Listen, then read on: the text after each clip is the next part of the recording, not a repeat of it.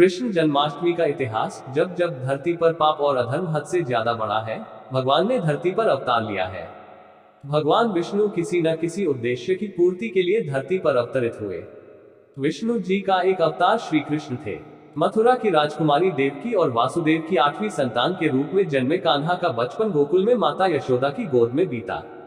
राजा कंस से बचाने के लिए वासुदेव ने कान्हा के जन्म के बाद ही उन्हें अपने चचेरे भाई नंद बाबा और यशोदा को दे दिया था। श्री कृष्ण ने अपने जन्म से लेकर जीवन के हर पड़ाव पर चमत्कार दिखाए। श्री कृष्ण के जीवन से जुड़े कई किस्से हैं जो मानव समाज को सीख देते हैं, अधर्म और पाप के खिलाफ सही मार्गदर्शन करते हैं। उनके जन्मदिवस को उत्सव की तरह हर साल भक्त मनाते हैं। कृष्ण जन्माष्टमी का पर्व इस साल 18/19 अगस्त को मनाया जा रहा है। इस मौके पर जानिए कृष्ण जन्माष्टमी का इतिहास और महत्व। भारत में कृष्ण जन्माष्टमी का त्योहार बहुत ही धूमधाम और श्रद्धा भाव के साथ मनाया जाता है।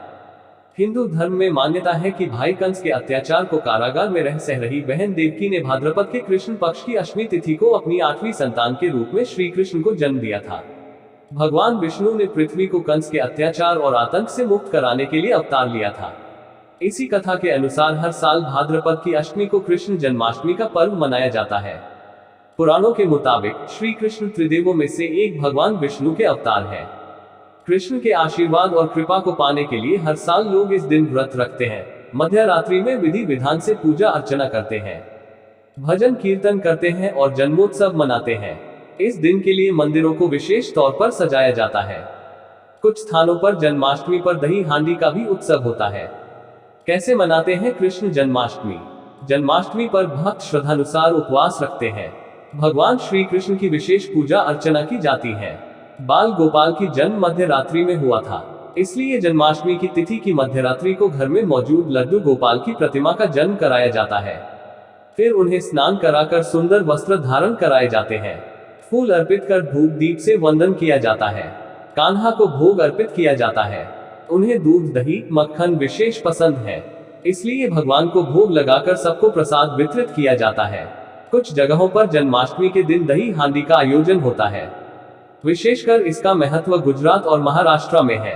दही हांडी का इतिहास बहुत दिलचस्प है। बालपन में कान्हा बहुत नटखट थे। वह पूरे गांव में अपनी शरारतों के लिए प्रसिद्ध थे। कन्हैया को माखन और दही बहुत प्रिय था।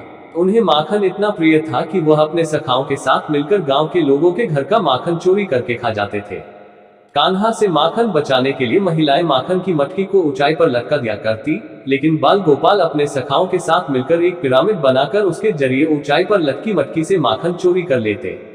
कृष्ण के इन्हीं शरारतों को याद करने के लिए जन्माष्टमी में माखन की मटकी को ऊंचाई पर टांग दिया जाता है। लड़के नाचते गाते पिरामिड बनाते हुए मटकी तक पहुंचकर उसे फोड़ देते हैं।